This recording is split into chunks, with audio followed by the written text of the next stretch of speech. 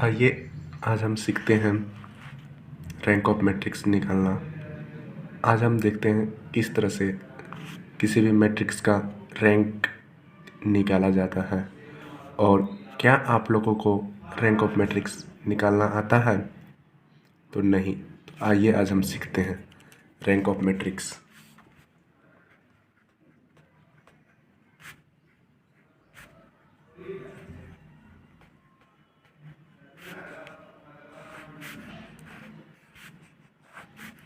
ये rank of matrix का हम यहाँ फुल कॉन्सेप्ट देने वाले हैं आप लोगों को। बहुत ही अच्छी तरीके से आप लोग बस ध्यान लगा के देखते रहिए। तो किसी भी मैट्रिक्स का रैंक क्या होता है वो हम जानने का कोशिश करेंगे। अगर कोई मैट्रिक्स ए है तो उसका रैंक क्या होगा वो हम अब यहाँ पे लिखने के लिए जा रहा हूँ। Rank of A is equal to number of independent row और कॉलम। मतलब रो और कॉलम अगर किसी पर डिपेंडेंट नहीं करता है तो वह उसका रैंक हो जाता है। नंबर ऑफ इंडिपेंडेंट रो और कॉलम इन अ मैट्रिक्स।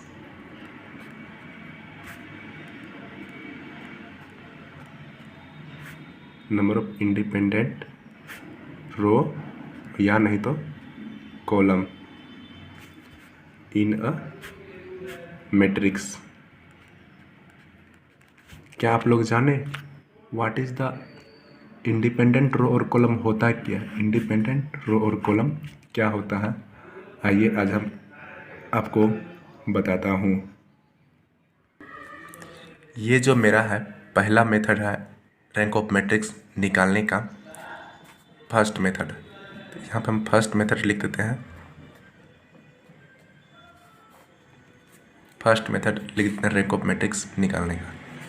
अब हम कोई एग्जांपल लेते हैं, मैट्रिक्स लेते हैं। अब हम उसको देखते हैं उसका रैंक क्या आता है। जैसे कोई मैट्रिक्स ए मान के चलिए आप 1 2 3, ठीक, 2 -1 और 1, 3 1 और 4। आप लोग जानते होंगे हॉरिजॉन्टल वाला को बोलते हैं रो बोलते हैं।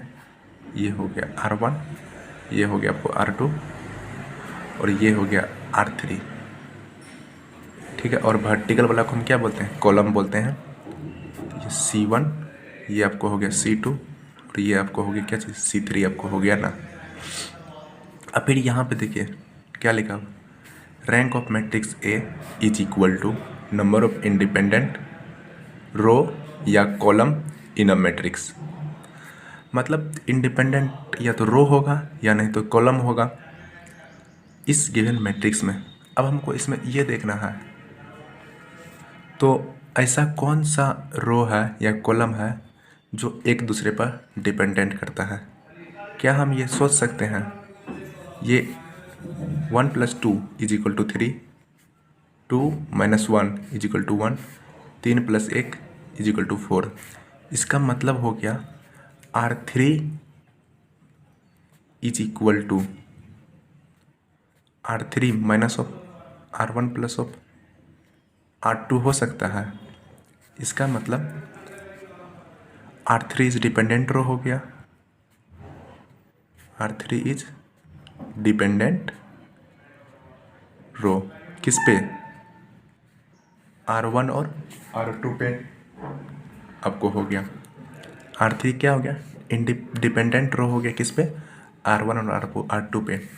अगर हम R1 और R2 को जोड़े और R3 में से घटाए तो क्या होगा?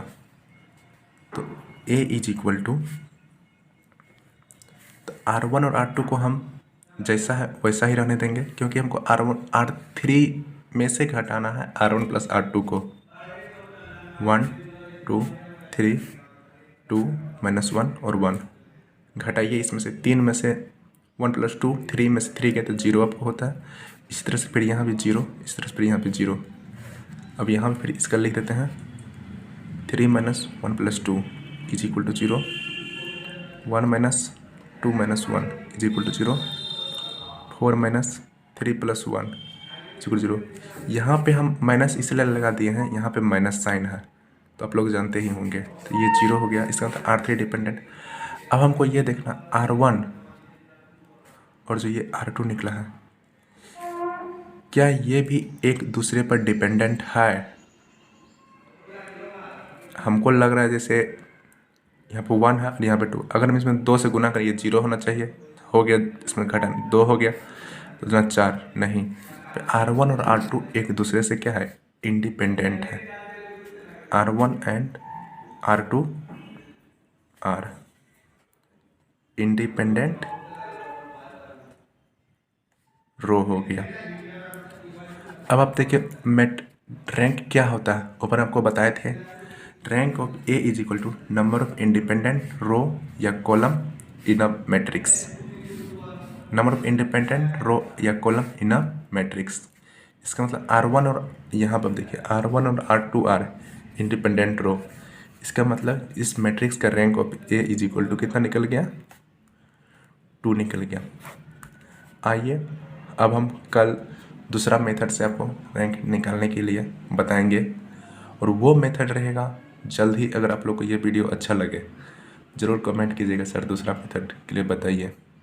अगर इसमें कहीं भी आप लोग को त्रुटि हो, मेरा नंबर है 7070233141। इस नंबर पे व्हाट्सअप करके हमको कोई भी डाउट भेज सकते हैं, मैं उसका सॉल्यूशन देने का ज़रूर कष्ट करूँगा। Thank you.